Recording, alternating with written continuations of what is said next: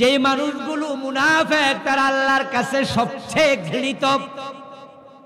এখন তাদের কোন কোন বৈশিষ্ট্য আছে, যে বৈশিষ্ট্য দেখলে বুঝতে হবে সে মুনাফিক। ওই বৈশিষ্ট্য যদি আপনার ভিতরে থাকে, আল্লাহর কোরআন থেকে আমি কিছুক্ষণ পরে দেখাবো, আপনি নিজের ব্যাপারও টেনশন করতেই আপনি বুঝতে হবে আপনি মুমিন না। যারা মুনাফিক আল্লাহ তাদেরকে এতটাই ঘৃণা করেন, তাদেরকে দিয়ে আল্লাহ জাহান্নাম উদ্বোধন করবে। সর্বপ্রথম জাহান্নামে আল্লাহ যাকে ফেলবেন সে লোকটা হবে মুনাফিক, কাফের নয়। কোরআন মাজিদ আল্লাহ তাআলা বলেন, ইন্নাল্লাহা জামিউল মুনাফিকিনা ওয়াল কাফিরিনা ফি জাহান্নাম জামিআ। একটু আওয়াজ দিয়ে বলবেন নাউযুবিল্লাহ। আজকে সুবহানাল্লাহর কথা কম হইব, নাউযুবিল্লাহ বেশি। কারণ সুবহানাল্লাহ তো ভালো কাজে, ঠিক কি না? আজকে যা বলা হবে অধিকাংশ আমাদের জন্য অকল্যাণকর। আল্লাহ বলছেন, ইন্নাল্লাহা জামিউল মুনাফিকিনা ওয়াল কাফিরিন ফি জাহান্নাম। নিশ্চয় আল্লাহ তাআলা জাহান্নামে একত্রিত করবেন মুনাফিক এবং কাফের। শুরুটা কি দিয়া? ইন্নাল্লাহা জামিউল মুনাফিকিনা ওয়াল কাফিরিনা ফি জাহান্নাম জামিআ।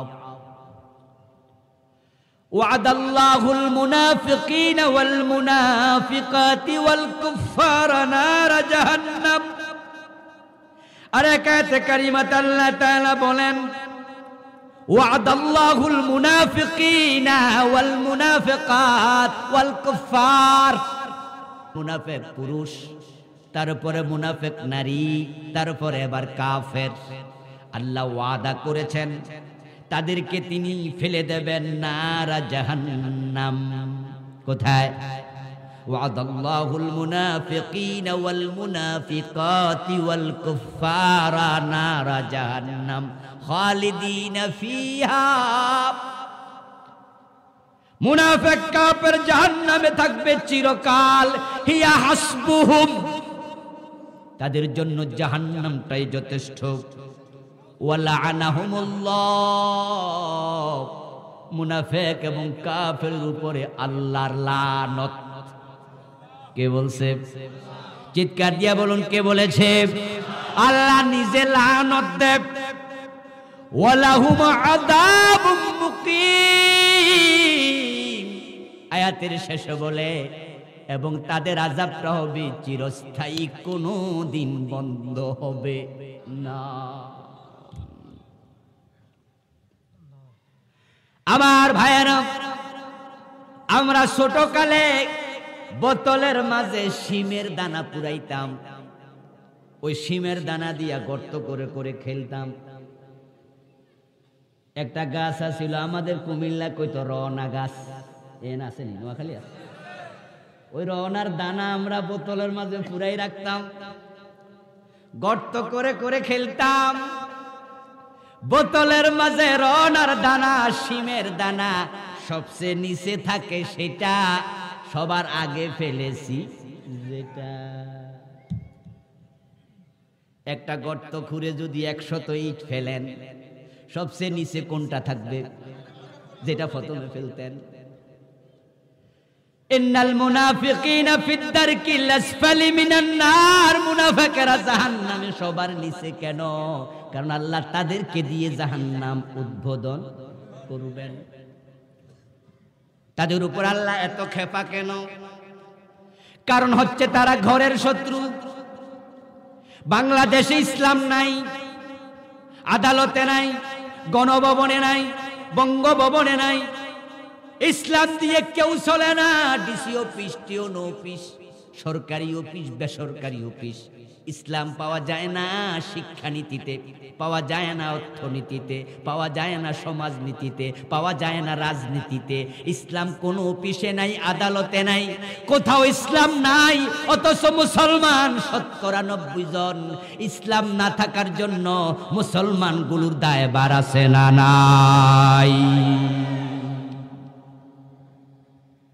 বাংলাদেশের কোথাও ইসলাম পাওয়া যাচ্ছে না খুঁজে, এজন্য হিন্দু বৌদ্ধর দোষ নাই, তারা দায়ী নয়।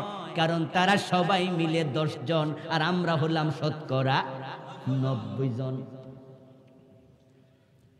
আপনারা সচেতন মানুষ হিসাবে একটু জবাব দিন, বাংলাদেশে আল্লাহর আইনের বিরুদ্ধে কোন হিন্দু কি কথা বলার সাহস করে? ইসলামের বিধানের বিরুদ্ধে কোন বৌদ্ধ কথা বলার সাহস করে? বরং আল্লাহর আইনের বিরুদ্ধে কথা বলতেছে কিছু মুসলমানের সন্তান। তাদের কারণে এই দেশে ইসলাম কায়েম হচ্ছে না। বরং যারাই আল্লাহর আইনের পক্ষে কথা বলে তাদেরকে মৌলবাদী বলে গালি কেডা দেয়। হিন্দু বৌদ্ধ খ্রিস্টান এই দেশের আলেম ওলামাদেরকে গালি দেওয়ার সাহস করে না, কারণ তারা দুর্বল, তারা সংখ্যায় কম। তাই তারা মনের ভিতরে যদিও থাকে, ডরে মুখ দিয়া কয় না। এই দেশের হিন্দুরা, এই দেশের বৌদ্ধরা, এই দেশের ইহুদিরা, এই দেশের খ্রিস্টানেরা আলেম ওলামাদের বিরুদ্ধে কথা বলতে আমি দেখি না, কিন্তু ইসলামের বিরুদ্ধে, আলেমের বিরুদ্ধে কথা বলতেছে যেই লোকেরা, ওই লোকগুলো হলো মুনাফিক, মুনাফিক, মুনাফিক।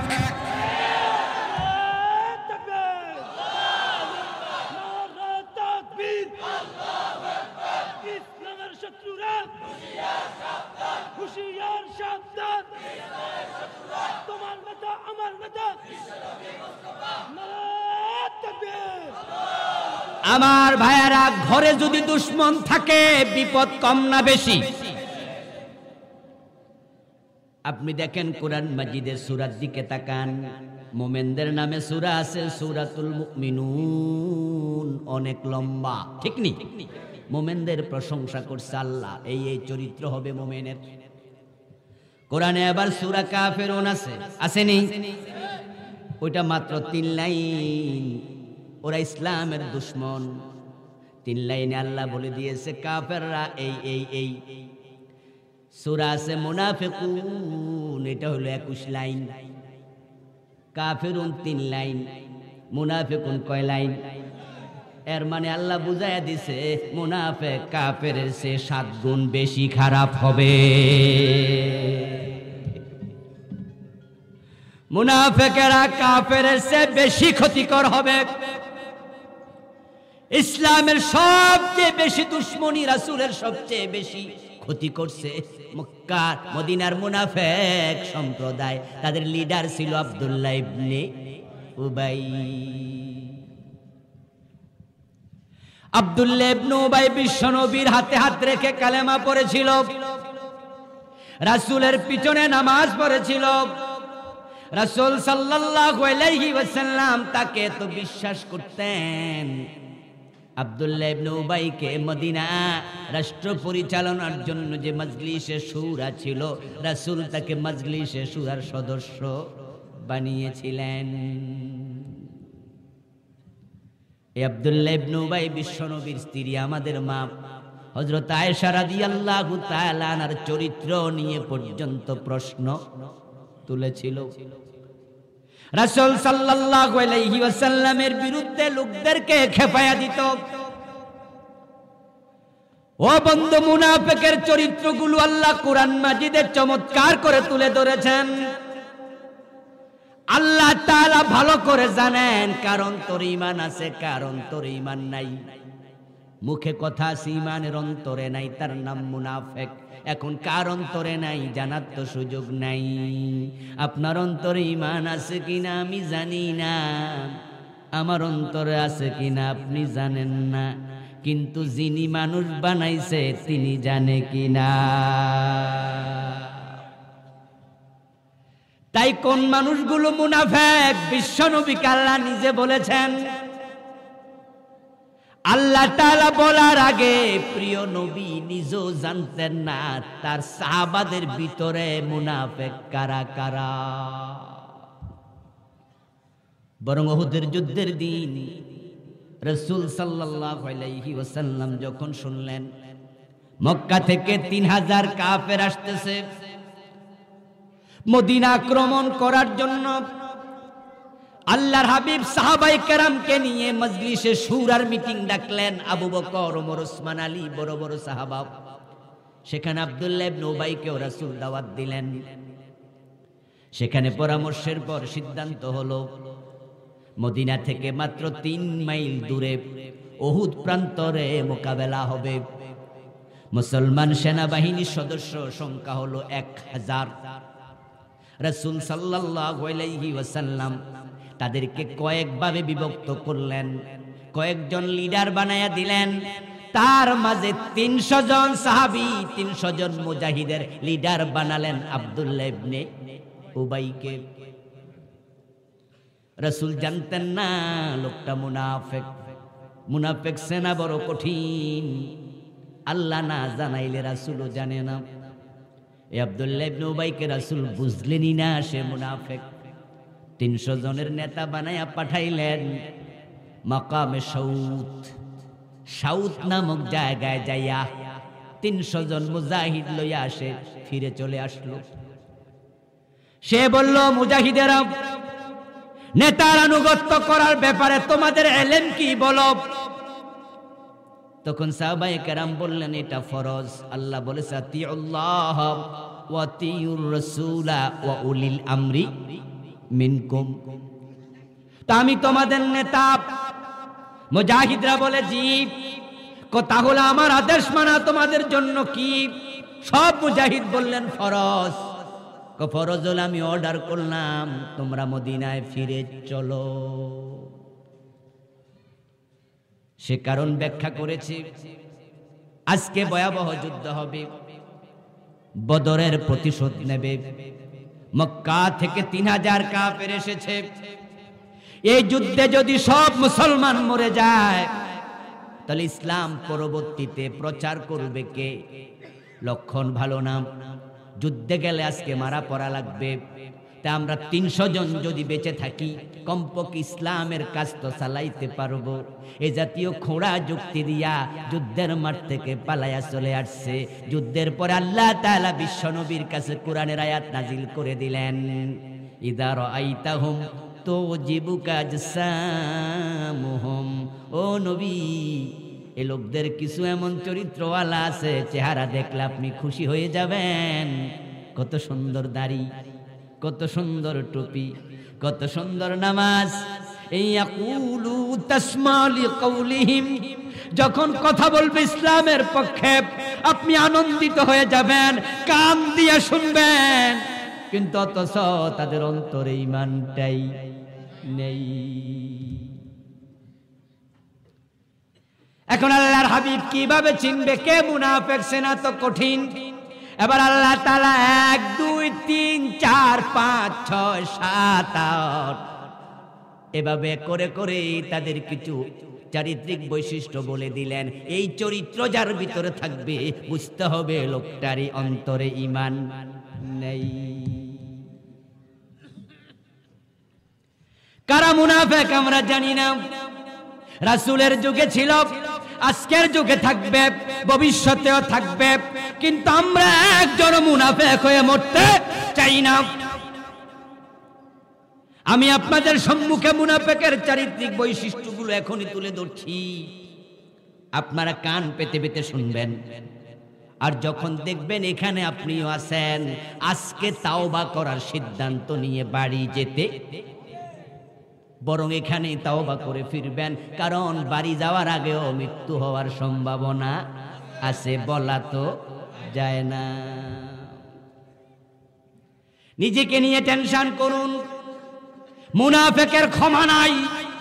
আল্লাহ তাদের উপর দারুণ নাখোশ। এই আব্দুল্লাহ ইবনে উবাইটা যখন মারা গেল, উনার ছেলে ছিল ভালো মুসলমান, উনার নামও ছিল আব্দুল্লাহ। হাত পাকা লাগবে, এই মাইকল মাহফিল ওয়ালারা কই, হাত পাকা লাগবে। আব্দুল্লাহ ইবনে উবাই মারা যাওয়ার পরে তার ছেলে রাসূলের কাছে আসলেন দৌড়াইয়া, ইয়া রাসূলুল্লাহ, আমার বাবা তো মরে গেছে। রাসূলকে খবর দিলেন, আল্লাহর হাবিব শুনলেন। এবার তার ছেলে বলছে, ইয়া রাসূলুল্লাহ, বাবা কেমন মানুষ ছিল আপনি তো ভালোই জানেন, কিন্তু আমার তো বাবা। এই জন্য আমার অনুরোধ, আপনি যদি জানাজার নামাজটা পড়ান, আমি আশাবাদী আল্লাহ চাইলে ক্ষমা করলেও। জানাজার নামাজের মাঝে মাইয়িতের জন্য দোয়া আছে না নাই? আল্লাহুম্মা গফির লি হাইয়িনা ওয়া মাইয়িতিনা ওয়া শাহিদিনা, আল্লাহুম্মা গফির লাহু ওয়ারহামহু ওয়াফি আনহু ওয়াফু আনহু আকরিম নুজুলাহু ওয়াসসি মুদখালাহু। আল্লাহর হাবিব কত রকমের দোয়া করতেন। আল্লাহর হাবিব সাল্লাল্লাহু আলাইহি ওয়াসাল্লাম ছেলের অনুরোধ শুনে, বাবার প্রতি ছেলের ভালোবাসা, প্রিয় নবী রাহমাতুল লিল আলামিন তিনি সাথে সাথে রাজি হয়ে গেলেন। যাও যাও গোসল দাও, আমি আসছি, তার জানাজার নামাজ পড়াবো। প্রিয় নবী রওনা দিলেন। পথিমধ্যে হযরত ওমরের সাথে দেখা। ওমর রাদিয়াল্লাহু তাআলা আনহু প্রশ্ন করলেন, ইয়া রাসূলুল্লাহ, কোথায় যাচ্ছেন? রাসূল জবাব দেন, কেন ওমর শোনো নাই? আব্দুল্লাহ ইবনে উবাই মারা গেছে, তার জানাজার নামাজ পড়াতে যাচ্ছি।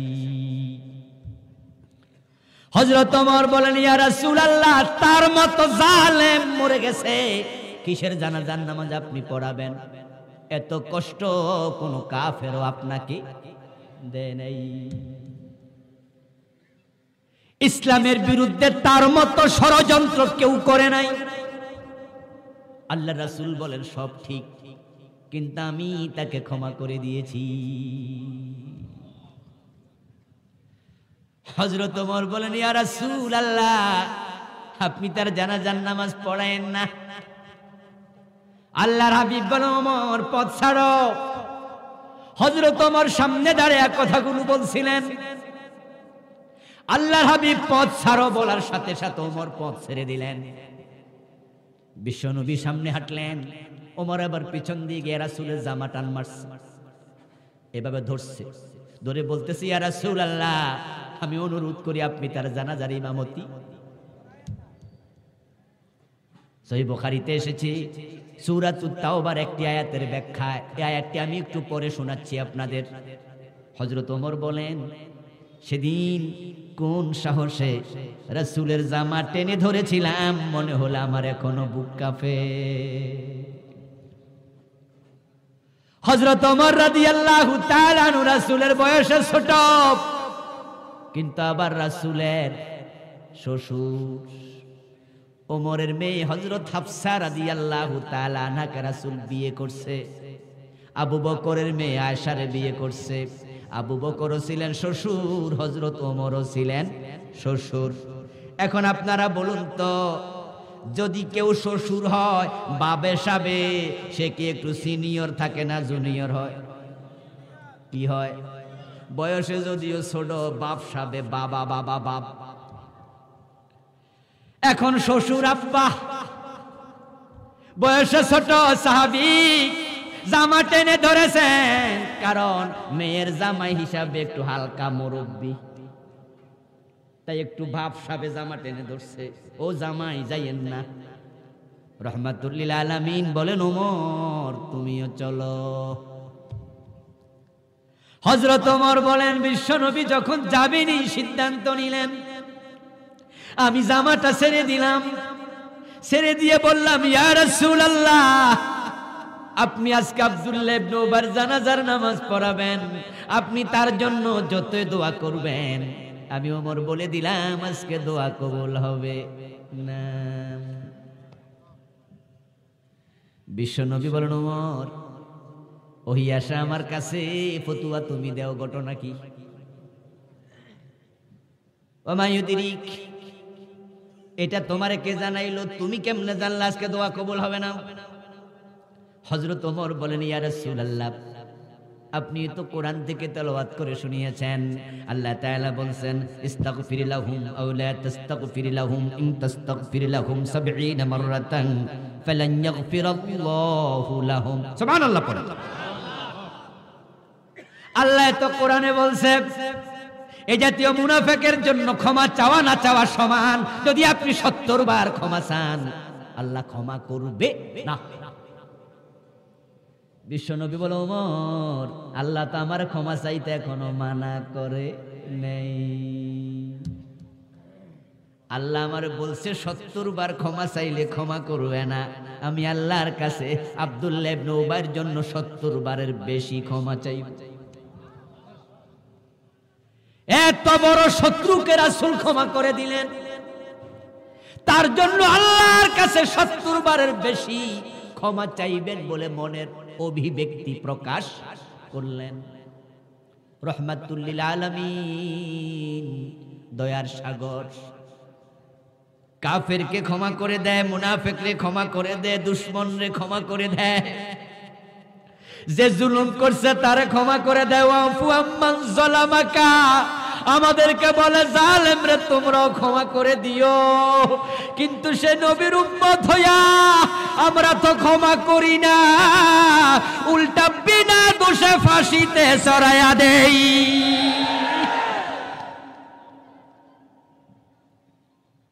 ক্ষমা তো করেই না, বরং বিনা দোষে ফাঁসি দেয়, জেল দেয়। দোষ একটাই খুঁজে বাইর করে, কোরআনের আইনের পক্ষে কেন কথা বলে। তো মুনাফিক সিনার জন্য আমেরিকা যাওয়া দরকার নেই। ও আমার মুসলমান ভাইয়েরা, বিশ্বনবী ক্ষমা করে দেয়। আর আমরা কি দেখি, ওই মসজিদের ইমাম সাহেব, ওই মাদ্রাসার হুজুর, অমুক এলাকার আলেম, কোরআনের পক্ষের লোক, যেদিন তাকে পুলিশ ধরলো, ধরার আগে তার বিরুদ্ধে একটা মামলাও দুনিয়ার কোনো আদালতে নাই। বরং এলাকার লোকেরা বলে লোকটা তো বাকি খাইয়ার সাথে সাথে চাইলে টাকা দিয়ে দেয়, কোনোদিন কারো টাকা মেরে, কারো জমি দখল, বিচারে যাইয়া ঘোষ, সুদে টাকা, হারাম খায়, কারো ক্ষতি। এমন ভালো মানুষ মামলা কে দেবে? একটা মামলাও নাই, কিন্তু ধরার পরে দেখি ডজনের উপরে মামলা হয়ে যায়। ধরার সময় একটাও নাই, ধরার পরে এক ডজন করতে আসলে। আমার বন্ধু গায়েবী মামলা হয়ে গেল, রাসূল ক্ষমা করতো, আমরা উল্টা জেলে দেই, ঠিক না? চান্স পাইলে জুলুম জুলুম জুলুম। সাবধান মুসলমান, রাসূল সাল্লাল্লাহু আলাইহি ওয়াসাল্লামকে যদি সত্যি আপনি নবী হিসাবে মেনে নেন, রাসূলের চরিত্র অর্জন করা দরকার আছে না নাই? বিশ্বনবীর চরিত্রের সাথে চরিত্রের মিল হবে না, উম্মত দাবি করবেন, বাস্তব উম্মত হতে পারবেন না। আব্দুল্লাহ ইবনে উবাইকে বিশ্বনবী ক্ষমা করে দিলেন, তার বাড়িতে হাজির হলেন, জানাজার নামাজের ইমামতি করলেন। জানাজার নামাজের পর আব্দুল্লাহ ইবনে উবাইর ছেলে বলতেছে, ইয়া রাসূলুল্লাহ, আমার বাবাকে তো এখনই কবরে রাখবো, আপনি তো জানেন তার আমল কেমন। হে আল্লাহর রাসূল, আপনার গায়ের জামাটা যদি খুলে দিতেন, আপনার জামাটা পেঁচাইয়া তারে কবরে রাখতাম আমার বাবারে।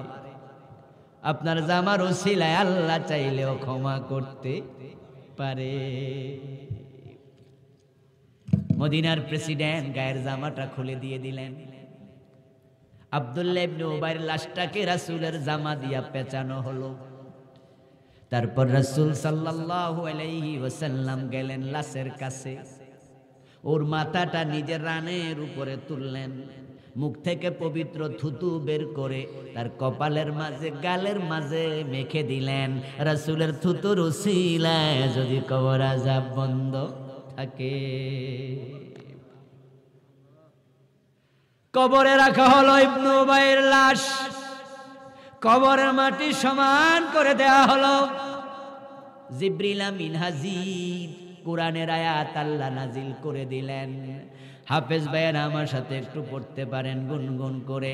আল্লাহ তাআলা কি বলেছেন? ওয়ালা তুসাল্লি আলা আহাদিম মিনহুম মাতা আবাদা ওয়ালা তাকুম আলা কবরিহি ইন্নাহুম কাফারু বিল্লাহ। আওয়াজ দিয়ে চিৎকার করে বলেন নাউযু বিল্লাহ। ওয়ালা তুসাল্লি আলা আহাদিম মিনহুম মাতা আবাদা। ও প্রিয় নবী শুনুন, চেষ্টা অনেক করছেন, জানাজার ইমামতি করলেন, 3 তাকবীরের পরে দোয়া যা পারেন করলেন, গায়ের জামাটাও খুলে দিলেন, লাশটাও রানের উপরে তুললেন, থুতু মুতু যা লাগানোর লাগাইলেন, কিন্তু লাভ নেই। ওয়ালা তুসাল্লি আলা আহাদিম মিনহুম মাতা আবাদা। এই জাতীয় মুনাফিক যদি মারা যায়, আমি আল্লাহর অর্ডার আর তার জানাজার নামাজ পড়তে পারবেন। ওয়ালা তাকুম আলা কবরি, এবং এই জাতীয় মুনাফিকের কবরের পাশে আর দাঁড়াবেন না। ইন্নাহুম কাফারু বিল্লাহ, কারণ আমি আল্লাহ ঘোষণা দিলাম লোকগুলোর ঈমান নেই। খুব জটিল অবস্থা। শয়তান আমাদেরকে কাফের বানাতে চাইবে, শয়তান আমাদেরকে মুশরিক বানাতে চাইবে, শয়তান আমাদেরকে মুনাফিক বানাতে চাইবে। শয়তানের হাত থেকে বাঁচার জন্য চেষ্টা করা দরকার আছে না নাই? আত্মসমালোচনা করবেন।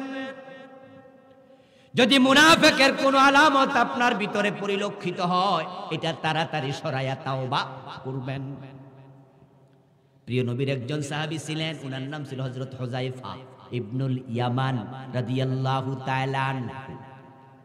উনাকে বলা হতো সাহিবু সিররিন নবী, বিশ্ব নবীর গোপন তথ্য ভান্ডার। রাসূল হযরত হুযায়ফা রাদিয়াল্লাহু তাআলা আনহুর কাছে গোপন গোপন কথাগুলো বলতেন, যে গোপন কথা আবু বকর ওমরের কাছেও। এক একজন সাহাবীর এক একটা বৈশিষ্ট্য ছিল, ভিন্ন ভিন্ন বৈশিষ্ট্য। হযরত হুযায়ফার ছিল এই বৈশিষ্ট্য, রাসূলের গোপন তথ্য ওনার কাছে ছিল, তথ্যের ভান্ডার বলা হতো। মদিনায় কারা কারা মুনাফিক আল্লাহর পক্ষ থেকে জেনে, বিশ্বনবী কোরআনের মাধ্যমে ওহীর মাধ্যমে জেনে হযরত হুযায়ফার কাছে তাদের নামগুলো বলতেন। ওমরের কাছে কইলে তো খবরে আসিল, মেজাজি মানুষ সামনে পাইলে কেট কল্লা কেটে দিত কত জনের। আল্লাহর হাবিব হুযায়ফার কাছে বলেছে, ওমরের কাছে নয়। হযরত ওমর আমিরুল মুমিনিন যখন তিনি রাষ্ট্রপ্রধান হন, শরীয়তের বিধান হলো যখন কোনো মানুষ মারা যায়, তার জানাজার নামাজের ইমাম হওয়ার হকদার সবচেয়ে বেশি হলো যিনি রাষ্ট্রের প্রধান, তার। জুমার মসজিদের খতিব হবে কে? রাষ্ট্র প্রধান নিজে। অন্য অন্য মসজিদে খতিব হবেন উনার প্রতিনিধিরা। রাষ্ট্রের পক্ষ থেকে মেসেজ দেবেন জুমার দিন। শরীয়তের কিছু ক্রাইটেরিয়া আছে, তার মাঝে এটা একটা, কেউ মারা গেলে ইমাম হওয়ার হকদার সবচেয়ে বেশি রাষ্ট্রের প্রধান। হযরত ওমরের কাছে লোকজন যেত, হুজুর আপনি অমুক মানুষ মারা গেছে, তার জানাজার নামাজ পড়াবেন। হযরত ওমর বলতেন, আগে হুযায়ফার কাছে যাও,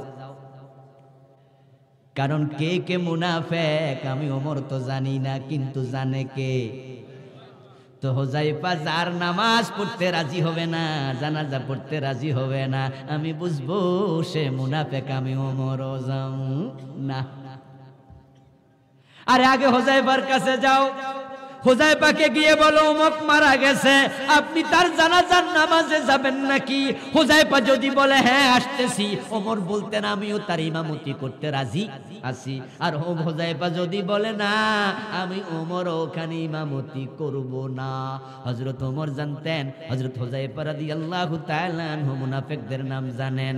একদিন তিনি হযরত ওমর হুযায়ফাকে ডাকলেন, ডেকে বাড়িতে নিলেন। বাড়িতে নিয়ে বলে ভাই আমার হুযায়ফা, নাশাতুকাল্লাহ, আমি আল্লাহর কসম দিয়ে তোমাকে একটা বিষয় জানতে চাই, বলতেই হবে বলতেই হবে।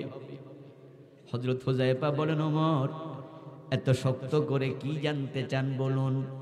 ওমর বলেন রাসূল তো তোমার কাছে মুনাফিকদের নাম বলে গেছে, আনা মিনহুম, আমি জানতে চাই সেখানে আমার নামটাও আছে নাকি।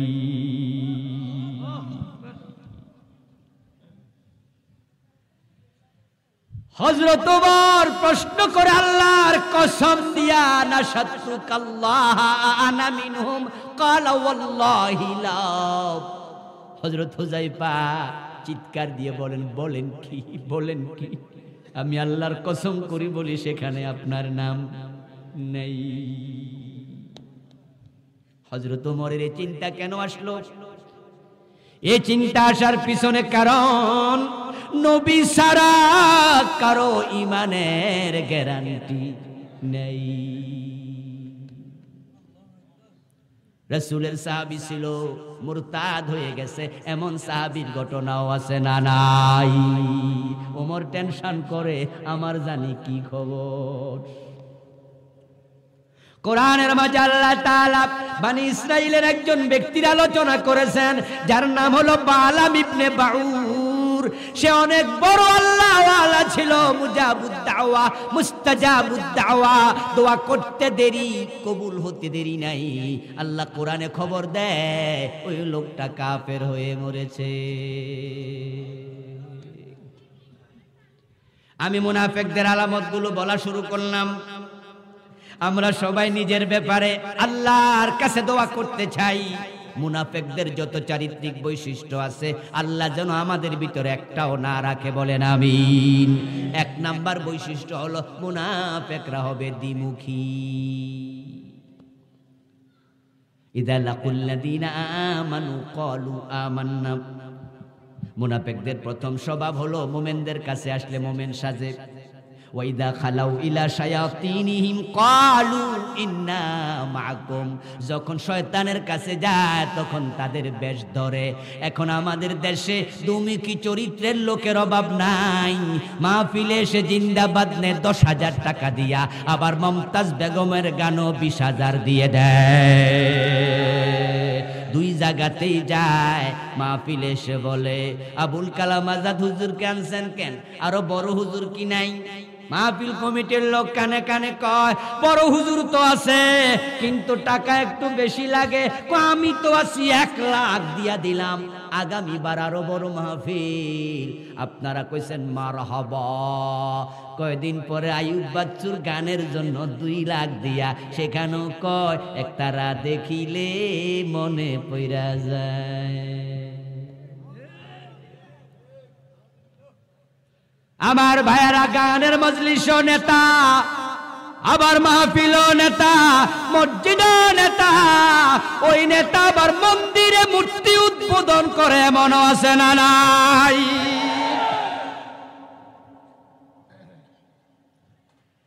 আলেম ওলামাদের কাছে গিয়া মাইক হাতে নিয়ে এমন ভাবে কথা কয়, মাহফিল আসার পরে যখন তাকে প্রধান অতিথি, সভাপতি, সহসভাপতি, সেক্রেটারি, মাহফিলের নেতা বানানো হয়, 5 মিনিট যে ভাষণটা দেয় মনে হয় তার মতো আল্লাহর ওলি এলাকাতে আর। কিন্তু ওই নেতা আবার সংসদে দাঁড়ায় যখন ভাষণ দেয় তখন বোঝা যায় এটা ইসলামের চরম দুশমন।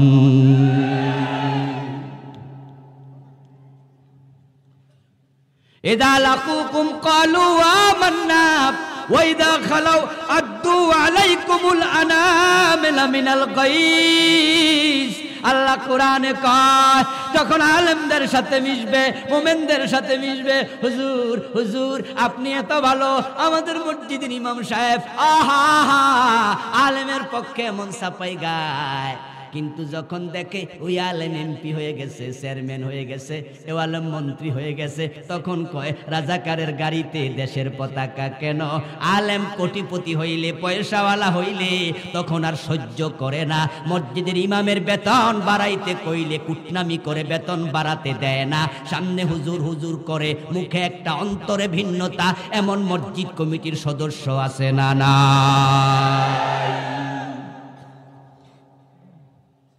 হুজুর হুজুর মানুষ পয়সাওয়ালা হবে, ওইটা কেমন? হুজুর দাওয়াত খাবে, সভাপতি সেক্রেটারি দেখলে আগে আগে সালাম দেবে, জি জি জি করবে। হুজুর যদি একটু দেখা যায় ভালো আসনে চলে যায়, ভালো জায়গায় যায়, এবার কয় হুজুরের বেতন বাড়ায় লাভ কি? কয় মিয়া হুজুরে তুমি চিনো?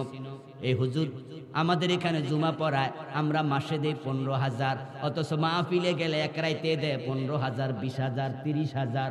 তোমরা কিন্তু ঠিক করো না। হুজুরের বেতন তো বাড়ানোর মতো তোমাদের তৌফিকও আছে, বেতনটা একটু বাড়াইয়া দাও। তখন কয় হুজুরের তো টাকার অভাবই নাই, বাড়ামু কেন? আবার যেই হুজুর দাওয়াত পায় না, ভালো চলে না, ওই হুজুরকে বলে আরে মিয়া তোমাদের হুজুরের বেতন 6,000 7,000 দাও, সংসার নিয়ে কেমনে চলে, একটু বাড়ায়া দাও। তো হুজুরের যোগ্যতা আসেনি। কি আজিব! যে যোগ্য হেরে কয় অভাব তো নাই, দিমু কেন? আর যে দেয় না হেরে কয় যোগ্যতা নাই, দিমু কেন?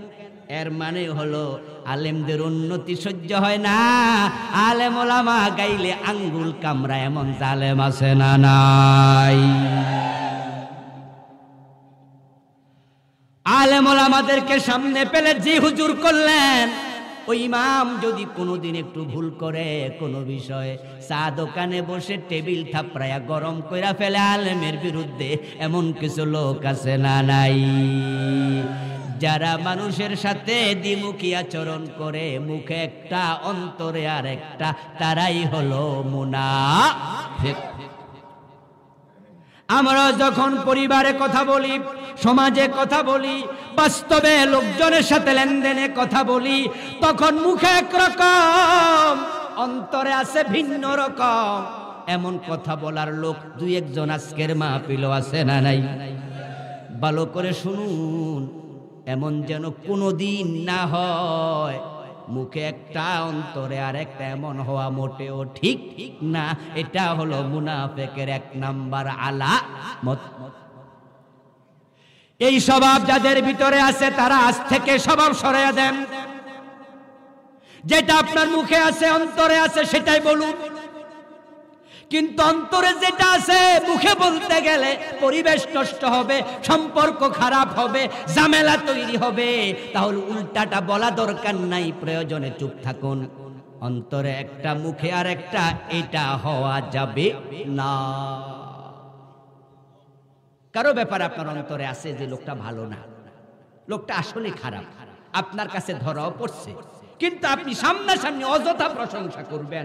অন্তরে আছে লোকটা খারাপ, মুখে কেন তুমি বড় ভালা, এটা মোটেও ঠিক হলো না। আপনি চুপ থাকুন। আপনাকে বলা হলো ভাই ওনার ব্যাপারে কিছু বলুন, তা আপনি ভাবছেন যদি আমি বলতে যাই, আমি তো জানি আমার অন্তরে আছে সে ভালো মানুষ নয়। যদি আপনি এখন সবার সামনে বলে দেন সে খারাপ মানুষ, তাহলে একটা ঝগড়া লেগে যাবে, ঝামেলা হয়ে যাবে।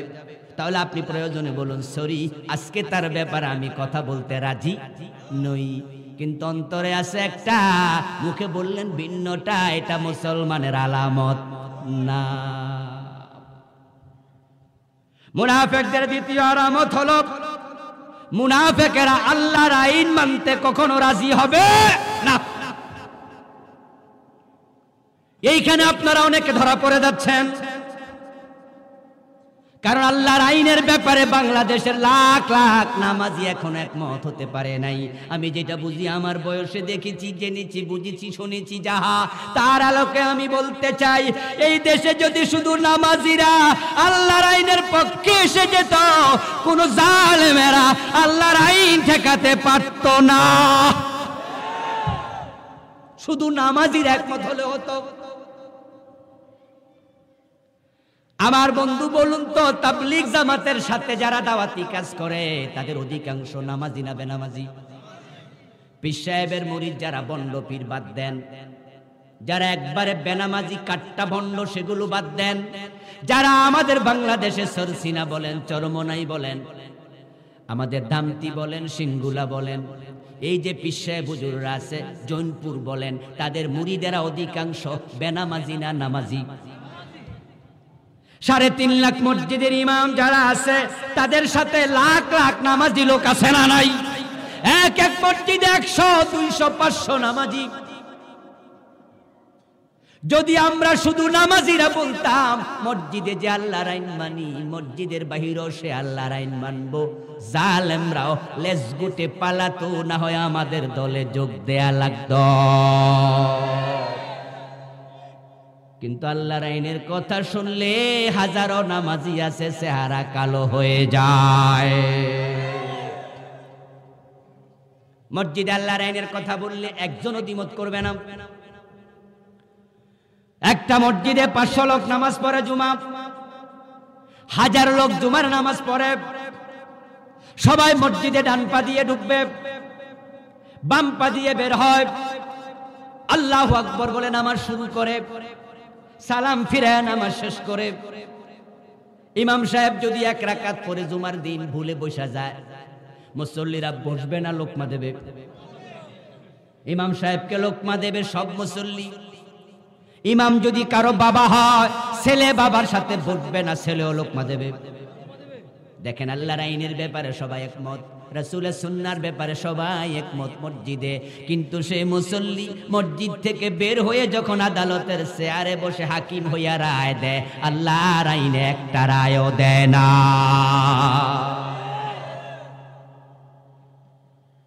হুজুর যদি বলে আল্লাহর আইনে মসজিদ চলবে, দ্বিমত আছে কার কার? একটা মুসল্লিও বলবে না দ্বিমত আছে, সব মুসল্লি বলবে একমত। সভাপতির আইনে মসজিদ চলবে না, সবাই বলবে জি।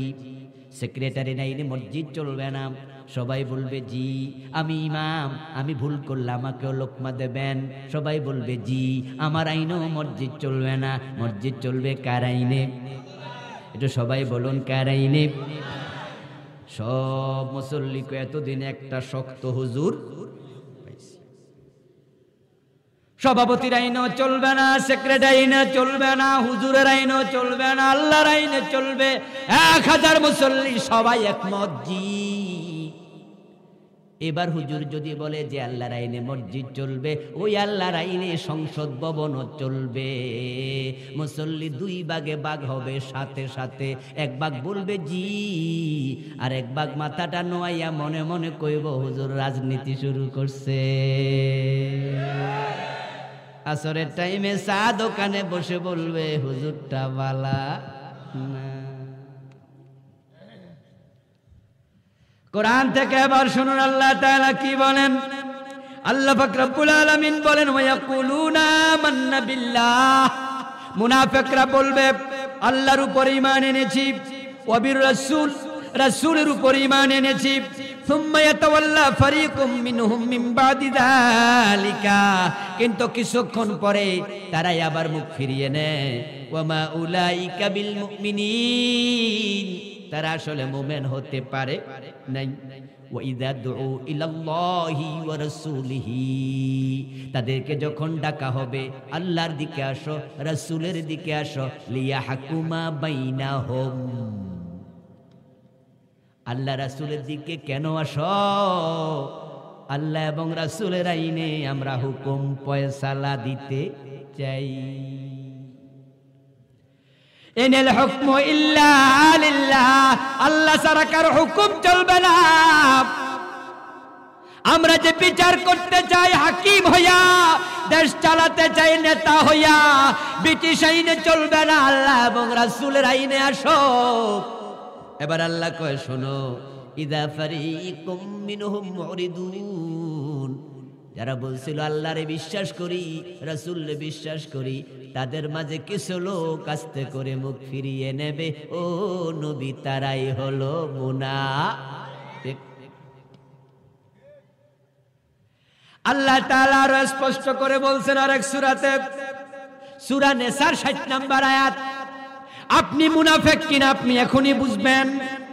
আল্লাহ তাআলা বলেন, আলাম তারা ইলাল্লাযীনা ইয়াজউমুনা আন্নাহুম আমানু বিমা উনজিলা ইলাইকা ওয়া মা উনজিলা মিন ক্বাবলিক ইউরিদুনা আন ইয়াতাহাকামু ইলাত তাগুত কদ উমিরু আন ইয়াকফুরু বিহি। ও নবী, কিছু লোককে আপনি দেখবেন যে লোকগুলো মুখে বলে আমরা কোরআনের উপর ঈমান এনেছি, আগের কিতাবগুলোর উপর ঈমান এনেছি, কিন্তু যখন বিচার ফয়সালা হয় তখন তারা কোরআনের আইনের কাছে আর যায় না, তারা তাগুতের কাছে যায়। এই লোকগুলো হলো মুনাফিক।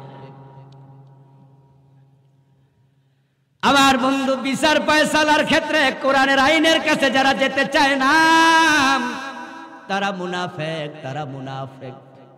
এখন কোরআনের আইনের কথা বললে আপনি তখন বলেন দেশ তো চলছে, দেশে তো সংবিধান আছে, দেশে তো আইন আছে, কোরআনের আইনের দরকার কি? এই চরিত্রের লোক সমাজে আছে না নাই? একটু চিৎকার দিয়ে বলুন তো, কোরআনের আইনের পক্ষে লোক বেশি না কম?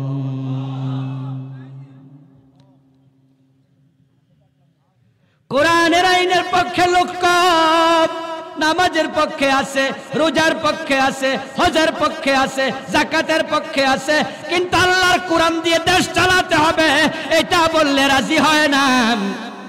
বরং যারা বলে তাদেরকে মৌলবাদী বলে গালি দেয়।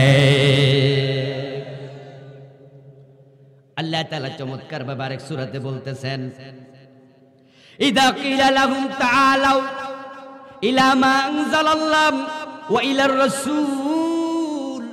ও প্রিয় নবী, তাদেরকে যখন বলা হবে আল্লাহর দিকে আসো, রাসূলের দিকে আসো, রাআইতাল মুনাফিকিন ইয়াসুদ্দুনা আনকা সুদুদা। আসো আমরা আল্লাহর কোরআন দিয়া, রাসূলের হাদিস দিয়া সমাজ চালাবো, রাষ্ট্র চালাবো, অর্থনীতি চালাবো, সমাজনীতি চালাবো, স্বরাষ্ট্রনীতি চালাবো, পররাষ্ট্রনীতি চালাবো, সবটা চালাবো কোরআন হাদিস দিয়া। রাআইতাল মুনাফিকিনা ইয়াসুদ্দুনাকা আনকা সুদুদা। আপনার উম্মতের ভিতরে যারা মুনাফিক তাদেরকে দেখবেন সরে যাবে, তারা বলবে এত ঝামেলায় আমি নাই। এই জন্য হাজার হাজার হাজি পাবেন, গাজী পাবেন, টুপিওয়ালা পাবেন, দাড়িওয়ালা পাবেন, যারা নামাজের কথা বললে রাজি হয়, রোজার কথা বললে রাজি হয়, কিন্তু আল্লাহর জমিন আল্লাহর আইন দিয়ে দেশ চালানো লাগবে এই কথার সাথে একমত হতে এখনো পারে নাই। এমন 2-4 জন আজকের মাহফিলও আছে না নাই? আল্লাহর কসম করে বলছি আপনার অন্তরে এখনো ঈমান ঢোকে নেই। মুনাফিকদের আরেকটা চরিত্র আল্লাহ তাআলা বলেন, সেটা হলো জিহাদের কথা শুনলে তাদের চেহারা কালো হয়ে যাবে, জিহাদের কথা শুনলে ভয় পেয়ে যাবে, জিহাদের কথা শুনলে জঙ্গিবাদের গন্ধ পাবে। এমন কিছু লোক বাংলাদেশে আছে না নাই? কোরআন মাজিদের সুস্পষ্ট আয়াত হলো তাদের অন্তরে ঈমান নেই। জিহাদ এবং জঙ্গিবাদ একাকার করে দিতে চায় এমন লোক আছে কিনা?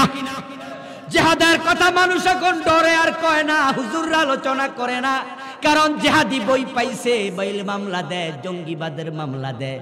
অথচ বন্ধু, জিহাদ এবং জঙ্গিবাদ এক হতে পারে না। জঙ্গিবাদ হারাম, জিহাদ করা হলো ফরজ। নামাজ, রোজা, হজ, যাকাতের মতো একটা ইবাদতের নাম হলো জিহাদ। জিহাদ মানিস বাংলা ভাইয়ের মতো মানুষ মেরে গাছে ঝুলানো নয়। জিহাদ মানে বাসায় আব্দুর রহমানের মতো 500 জায়গায় বোম ফুটানো নয়। জিহাদ মানে আদালতে বোমা মেরে বিচারক হত্যা করা নয়। জিহাদ মানে সিনেমা হলে বোমা মেরে মানুষ মারা নয়। জিহাদ অর্থ হলো দ্বীনের পক্ষে প্রাণান্তকর প্রচেষ্টা। জিহাদ মানে হলো অন্যায় যেখানে, প্রতিরোধ সেখানে। জিহাদ মানে হলো অন্যায় করা যাবে না, অন্যায় সহ্য করা হবে না। আল্লাহ পাক রব্বুল আলামিন কোরআনের মাঝে কত সুন্দর করে বলেন, দেখেন আল্লাহ বলেন ফাইযা উনজিলাত সূরাতুম মুহকামাতুন ওয়া যুকিরা ফীহাল কিতাল রাআইতাল্লাযীনা ফী কুলুবিহিম মারাদ ইয়ানজুরুনা ইলাইকা নাযারাল মাকশিয়্যি আলাইহি মিনাল মাউত। ও নবী, যখন কোরআনের কোন সুস্পষ্ট আয়াত নাজিল হয় আর সেখানে জিহাদের কথা উল্লেখ থাকে, আপনার উম্মতের মাঝে কিছু লোককে দেখবেন ওই লোকের চেহারা কালো হয়ে গেছে। আবার ভাইয়ার আল্লাহ তাআলা বলতেছে, জিহাদের কথা শুনলে মনে হয় আজরাইলকে দেখতেছে। যেই লোক জিহাদের কথা শুনে আনন্দিত হয় না, বুঝতে হবে তার অন্তরে এখন ঈমান নাই। আজকে পৃথিবীতে মুসলমান আছে 250 কোটি। এক সময় বন্ধু তারিক বিন জিয়াদ রাদিয়াল্লাহু রাহিমাহুল্লাহ আরব থেকে চলে গেছে স্পেনে। শুনেন নাই? মুসলমানের উপর অত্যাচার হয়েছে, স্পেনে যাইতেছে, স্পেন আল্লাহ বিজয় করেছে। আর আজকে মায়ানমারে মুসলমান মরে। 250 কোটি মুসলমান তাকায়া দেখে আমরা গরিব বাংলাদেশ, প্রধানমন্ত্রী 10 লাখ আশ্রয় দিছে। একটু ভাবুন তো, আমাদের রাষ্ট্র যদি আশ্রয় না দিত, যেভাবে গুলি করেছে, কুচুকাটা করেছে, নাফ নদীতে ডুবে মরা ছাড়া কোনো উপায় ছিল না। মায়ানমারে মুসলমান যখন মেরেছে, এই সোশ্যাল মিডিয়ায়, ফেসবুক, ইউটিউবে আপনারা দেখেছেন বাড়ি ঘরে কেমনে আগুন লাগাইছে। পত্র পত্রিকায় পড়েছি, লাইন ধরে দাঁড় করায়া যুবতী মা বোনদেরকে দর্শন করা হাত পিছন দিয়া বেঁধে গায়ে কেরোসিন ঢেলে জীবন্ত আগুন দিয়ে পোড়াইছে। কসুর মতো কাটছে, পাখির মতো গুলি করছে, কিভাবে ট্যাঙ্ক দিয়া বোমা ফেলেছে। ওখানে থাকার কোনো পরিবেশ ছিল না।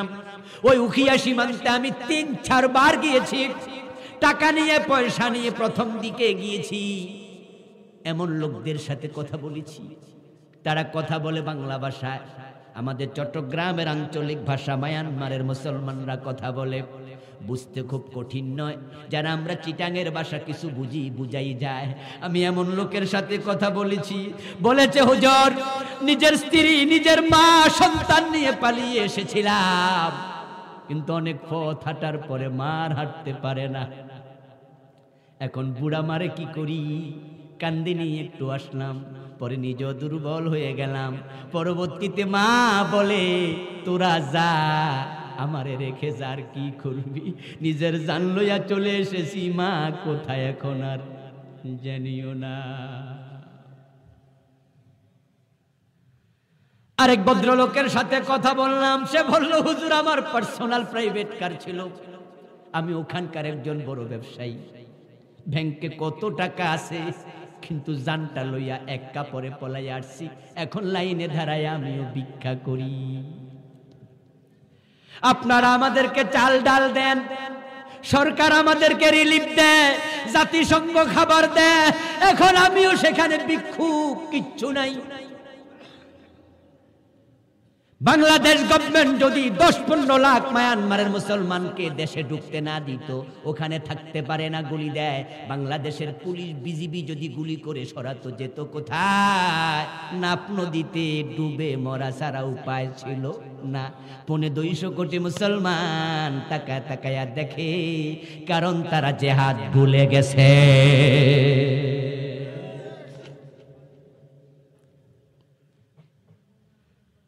এক সময় অর্ধ দুনিয়া মুসলমানের হাতের নাগালে ছিল। মুসলমান ছিল যেখানে, বিজয় তাদের পায়ে চুমু দিয়েছে সেখানে।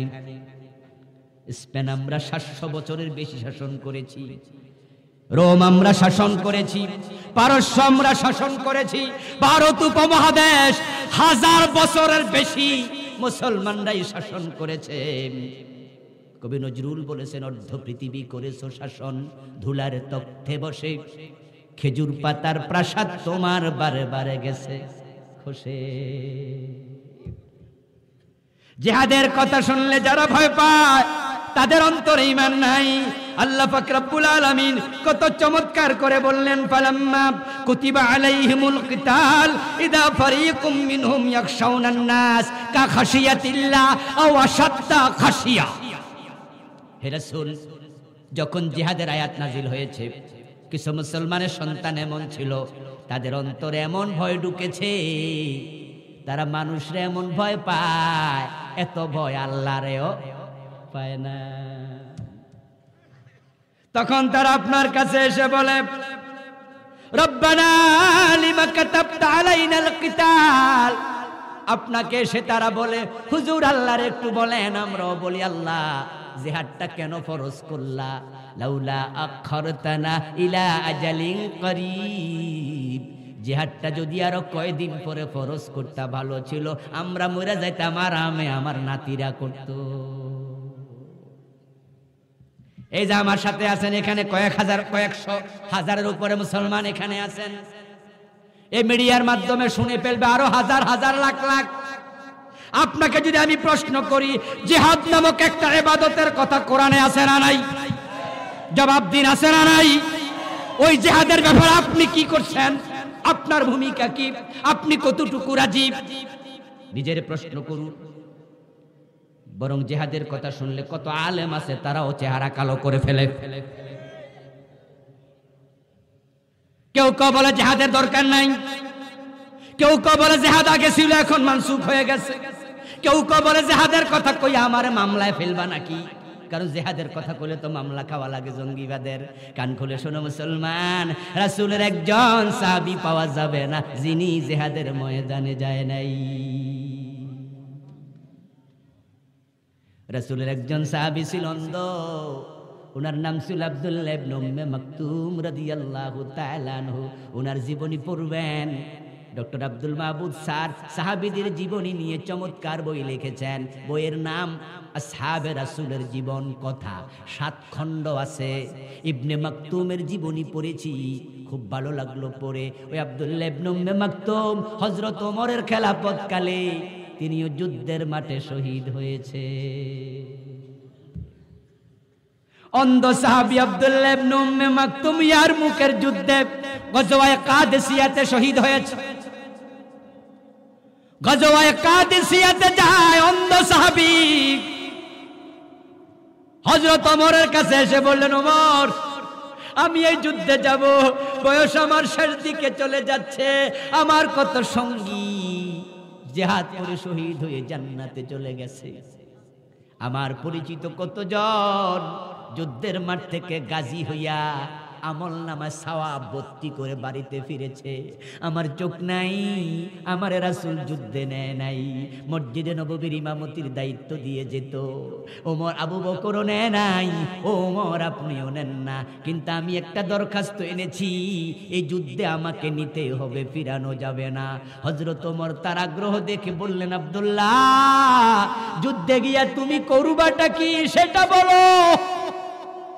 ওই অন্ধ সাহাবী জবাব দেয়, ওমর এই প্রশ্ন আপনি করবেন আমি জানি, আমার তো চোখ নাই যে তলোয়ার নিয়ে যুদ্ধ করব। উত্তর আমি রেডি করে এনেছি, যুদ্ধের মাঠে যাওয়ার সময় কালেমার পতাকাটা আমারে দিয়ে আমি 2 হাত উঁচু করে ধরে রাখবো, মাটিতে পড়তে দেব না। অতটুকু কাজ আমি করতে চাই। আচ্ছা আপনারা বলুন তো, যুদ্ধের মাঠে কালেমা হাতে নিয়ে দাঁড়ায়া থাকলে তার গায়ে কাফেররা তীর মারার সম্ভাবনা আছে না নাই? উনি কি এটা বুঝে না? উনি কি বুঝে না যুদ্ধের মাঠে হালুয়া রুটি পাওয়া যায় না, ওখানে গরম গরম জিলাপি মিলে না? আমরা তো আশেকে রাসূল হইয়া জিলাপির ধান্দা করি, ঠিক না? রাসূলের ইশক যদি থাকে, অন্যায়ের বিরুদ্ধে প্রতিবাদ গেল কই? আমার রাসূল তো অন্যায় করে নাই, অন্যায় সহ্য করে নাই। ইবনে উম্মে মাকতুম জিহাদের মাঠে গেলেন, হযরত ওমর রাদিয়াল্লাহু তাআলা আনহু ওনাকে ওই দিনের যুদ্ধে কালেমার পতাকা হাতে দিলেন। ওনার জীবনের শেষ দিকে পাওয়া যায় যুদ্ধ যখন শুরু হয়েছে, প্রচন্ড যুদ্ধের সময় সাহাবারা দিক বিদিক চলে গেছে, ওনাকে একা পাইয়া কাফেররা তীর মেরেছে, বর্ষা মেরেছে। শহীদ হইয়া ইবনে উম্মে মাকতুম মাটিতে পড়ে গেছে। ওনার লাশের কাছে গিয়ে দেখা যায় তখনও দুই হাতে কালেমার পতাকাটা ধরে আছে। পতাকাটা সারে নাই, মাটিতে পড়ে যায় কিনা। এখন যদি আমার এখানে মশা কামড় দেয়, আমি কি থাপ্পড় দেব না? কথা বলেন না, দেব কিনা? ছোট বাচ্চাকে যখন স্কুলে স্যার পড়া না পারলে একটা বেত দেয়, আপনি যদি রেগে গিয়ে আপনার ছেলেকে ছোট্ট করে একটা থাপ্পড় দেন, তখন সাথে সাথে দেখবেন ডলা দেয়, দেয়নি? কারণ ডলা দিলে একটু মজা লাগে, উপশম, কষ্ট কমে। উনার গায়ে তীর পড়েছে, উনার গায়ে বর্ষা পড়েছে, দুই হাতে তো কালেমার পতাকা ধরে আছে, শহীদ হয়ে গেছে, পতাকা ছাড়ে নাই। এটাই তো প্রমাণ করে তীরটা ছুটানোর চেষ্টাটাও করে নাই।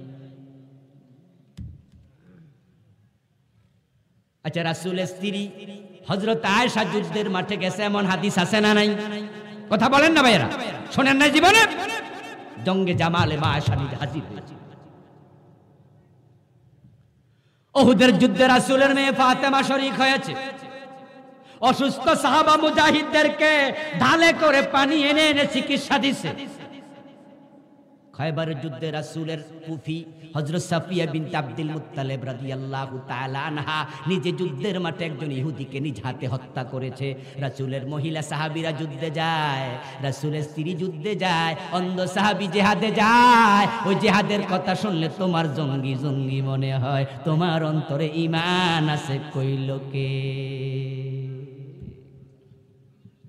মুনাফিকদের আরেকটা চরিত্র হচ্ছে, মুনাফিকরা মুসলমানকে দেখলে টিটকারি দেয়, দাড়িওয়ালা টুপিওয়ালা দেখলে টিটকারি দেয়। এমন কিছু জালেম আছে না নাই? গাড়িতে দেখবেন কিছু হেল্পার আছে, বয়স আপনার ছোট ভাইয়ের সময়, কিন্তু হে আপনার কাছে ভাড়া চাইয়া কয় চাচা ভাড়া দেন, কারণ আপনি দাড়ি রাখছেন তাই চাচা হইয়া গেছে। দাড়ি টুপি দেখলে মেয়ে বিয়ে দিতে চায় না, দাড়ি টুপির কারণে চাকরি দেয় না, এমন কিছু জালেম আছে না নাই? দাড়ি থাকলে চাকরি দেয় না। কিছু গার্মেন্টসে যেতে পাওয়া যায়, আমার এক আত্মীয় আছে, এত বড় দাড়ি ছিল। একবার আমাকে ফোন করে বলল, আমার স্ত্রীর পক্ষের আত্মীয় ফোন দিয়ে বলল, জামাই চাকরি নাই, কষ্টে আছি, চাকরি যেখানে খুঁজি দাঁড়িয়ে আছে, চাকরি দেয় না, বের করে দেয়, এখন কি করতে পারি? আমি তখন বললাম, আমি তো আপনাকে দাড়ি কামান এটা বলার সুযোগ আমার নেই। এই মাসালা আমাকে জিজ্ঞাসা করলো, তো আমি তো নেগেটিভ আনসার দেব, দাড়ি কামাবেন না। এখন আপনার পেটের দায়, আপনি কি করবেন এটা আপনার ব্যাপার। কয়দিন পরে তার সাথে আমার দেখা হয়েছে, 6 মাস 1 বছর পরে, দেখি মুখে দাড়ি নেই। এর মানে পেটের দায়ে বাধ্য হয়ে দাড়ি কামায়া চাকরি নিছে। দাড়ি দেখলে মেয়ে বিয়ে দেয় না, অনেক মেয়ে আছে বিয়ে বসতে চায় না। বুঝতে হবে ওইগুলোর অন্তরের মাঝে ঈমান নাই। অনেক যুবক আছে দাড়ি রাখতে চায় না। জিজ্ঞাসা করি, যুবক ভাই দাড়ি কেন রাখো না? যৌবনের ইবাদত আল্লাহর কাছে সবচেয়ে বেশি প্রিয়। যারা যৌবনে ইবাদত করবে, হাসরের ময়দানে 7 ধরনের মানুষকে আল্লাহর আরশে আজিমের নিচে বসতে দেবে, তার মাঝে যুবকরাও আছে না নাই? বলো হুজুর দাড়ি তো রাখতাম, কিন্তু অনেক মেয়ে তো বিয়ে বসতে চায় না। আমি বলি, যুবক ভাই আমার, তুমি দাড়ি রেখে দাও, দাড়ি রেখে দাও, দাড়ি তোমার জন্য ঢাল হবে, ঢাল। যে মেয়ে দাড়ি দেখে বিয়ে বসতে চায় না, ওই মেয়ে তুমি কেন বিয়ে করবা? সে তো মুসলমানের বউ হওয়ার উপযুক্ত না। কথা কি বোঝেন? দাড়ি দেখে, রাসূলের সুন্নাত দেখে যে মেয়েটা বিয়ে বসতে চাইবে না, তাকে তো বিয়ে করা জায়েজ নাই, সে তো মুসলমানের বউ হওয়ার উপযুক্তই না। এই জন্য ভালো বউ পাওয়ার জন্য দাড়ি রাখো, দাড়ি রাখো, দাড়ি রাখো। দাড়ি দেখে যে মেয়ে তোমার পছন্দ করবে, বুঝতে হবে তার কলিজার মাঝে রাসূলের মহব্বত আছে। এই জাতীয় নারীর পেট থেকে ইমাম বুখারীর জন্ম হবে, ইমাম আবু হানিফার জন্ম হবে।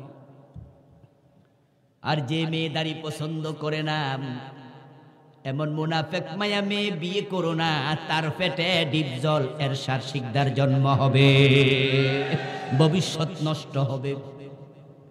মুনাফিকের আরেকটি স্বভাব হলো, মুনাফিকেরা কাফেরদের সাথে বন্ধুত্ব করে। কাফেরদের সাথে বন্ধুত্ব আছে এমন কিছু লোক বাংলাদেশও আছে না নাই? মুসলমানের সাথে করে দুশ্মনী, কাফেরের সাথে করে বন্ধুত্ব। কাফেরের সাথে আল্লাহ শত্রুতা করতে বলে নাই, বন্ধুত্বের বিপরীত শত্রুতা নয়।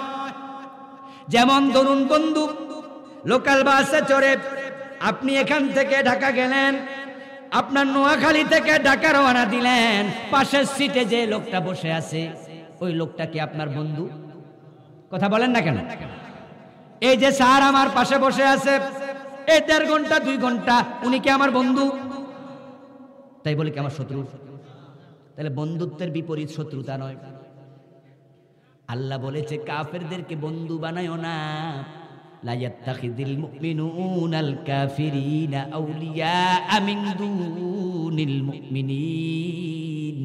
কোরআনে আল্লাহ বলে মুমিনদেরকে বাদ দিয়া কোন কাফেরকে বন্ধু বানানো যাবে না, কারণ যারা কাফের তারা আল্লাহর বন্ধু না, আল্লাহর দুশমন। আল্লাহর দুশমন মুসলমানের বন্ধু হতে পারে না। কাফেরের সাথে দুশমনি দরকার নাই, তারা সাধারণভাবে থাকবে। তারা আমাদের প্রতিবেশী হলে প্রতিবেশীর হক পাবে। তারা আমাদের বাড়ির পাশে থাকলে বিপদে পড়লে আমরা সাহায্য করতে যাব। কোন কাফেরের রক্ত দরকার হলে মুসলমান তাকে রক্ত দেবে, খাবারের দরকার হলে খাবার দেবে, সাহায্য দরকার হলে সাহায্য করবে। কিন্তু কোন কাফেরকে মুসলমান বন্ধু বানাবে না। এখন আমাদের অবস্থা হলো আমরা মুসলমানরে দুশমন বানাইয়া কাফেররে বন্ধু বানাই। এমন বন্ধুত্ব মনে হয় তারে দেখলে তরি, নইলে মরি, নইলে পাগল হই। আল্লাহ কোরআনে কি বলেন শুনুন, ওয়াবাশশিরিল মুনাফিকিনা বিআন্না লাহুম আযাবান আলীমা। ও নবী, যারা মুনাফিক তাদেরকে আপনি কঠিন শাস্তির খবর দেন। এবার মুনাফিক কারা? আল্লাহ বলে আল্লাযীনা ইয়াত্তাখিযুনাল কাফিরিনা আউলিয়া। যে লোকেরা মুমিন বাদ দিয়া কাফেরদেরকে বন্ধু বানায়। আমার ভাইয়েরা, মুনাফিকদের আর একটা স্বভাব হলো কথায় কথায় মিথ্যা কথা বলে। এমন লোক আছে না নাই? সাবধান সাবধান, যারা কথায় কথায় মিথ্যা বলে তাদের অন্তরে নেফাক আছে। ওয়াদা দিলে খেলাপ করে, আমানত রাখলে খেয়ানত করে। মুনাফিকদের আরেকটা স্বভাব হলো তারা মন্দ কাজের আদেশ দেয়। আল মুনাফিকুনা ওয়াল মুনাফিকাতু বা'দুহুম মিন বা'দ। মুনাফিক একে অপরের অংশ। ইয়ামুরুনাল মুনকার ওয়া ইয়ানহাউনা আনিল মা'রুফ। তারা খারাপ কাজ করতে বলে, ভালো কাজ থেকে দূরে থাকতে বলে। একসাথে চললে পরে সিগারেট খাইতে বলে, সিনেমা দেখতে বলে, নামাজ কাজা করতে বলে। চল চল চল একটু তাসের আড্ডায় যাই, এমন কিছু বন্ধু বান্ধব আছে না নাই? যারা অন্যায় কাজের কথা বলে করার জন্য, বুঝতে হবে তাদের অন্তরে ঈমান নেই। মুনাফিকের স্বভাবগুলো থেকে আল্লাহ আমাদের হেফাজত করুক, বলেন আমিন। সম্মানিত ভাইয়েরা, যে আলোচনা করলাম, এই স্বভাবগুলো আমাদের যাদের ভিতরে আছে, আমরা আল্লাহর কাছে ফানা চাই। আল্লাহ স্বভাবগুলো থেকে আমাদের মুক্ত করো। সবাই বলেন আরেকবার আমিন।